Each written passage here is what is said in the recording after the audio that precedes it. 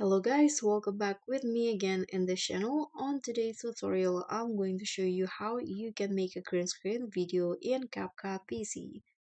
So you can start by adding these two materials, the green screen background and also the video that you want to add or create to become a green screen video.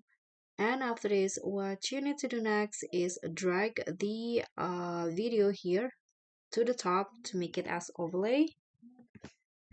So drag it to the top, and after this align or adjust the duration of the backgrounds to make it the same with the videos like this. And now click on the video, go to basic.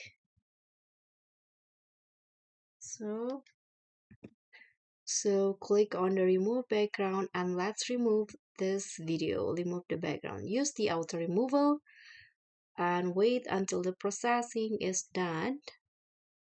And after that, the green screen video will be created.